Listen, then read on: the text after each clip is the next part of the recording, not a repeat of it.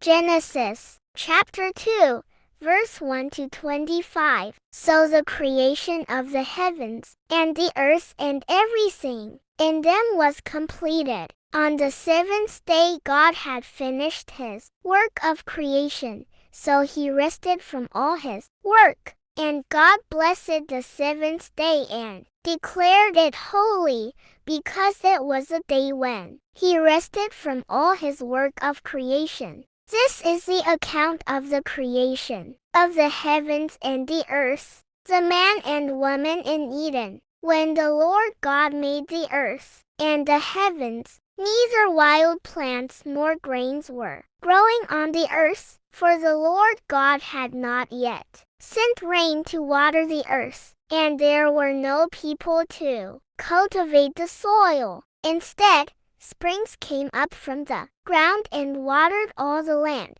Then the Lord God formed the man from the dust of the ground. He breathed the breath of life into the man's nostrils, and the man became a living person. Then the Lord God planted a garden in Eden in the east, and there he placed the man he had made. The Lord God made all sorts of trees grow up from the ground, trees that were beautiful and that produced delicious fruit. In the middle of the garden, he placed the tree of life and the tree of the knowledge of good and evil. A river flowed from the land of Eden, watering the garden and then dividing into 4 branches. The first branch, called the Pishon, flowed around the entire land of Havilah, where gold is found. The gold of that land is exceptionally pure. Aromatic resin and onyx stone are also found there.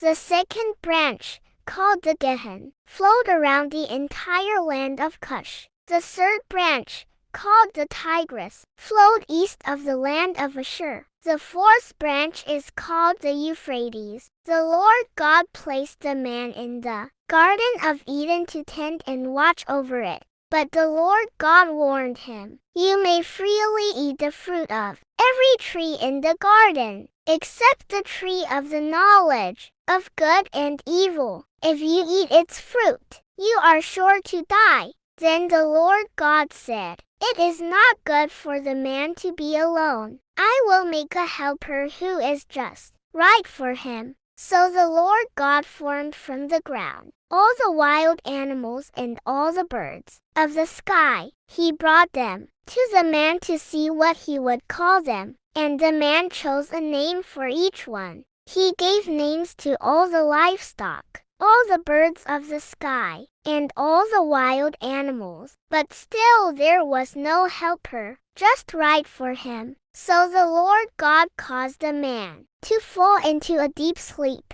While the man slept, the Lord God took out one of the man's ribs and closed up the opening. Then the Lord God made a woman from the rib, and he brought her to the man. At last, the man exclaimed, "This one is bone from my bone, and flesh from my flesh. She will be called woman, because she was taken from man." This explains why a man leaves his father and mother and is joined to his wife, and the two are united into one. Now the man and his wife were both naked, but they felt no shame.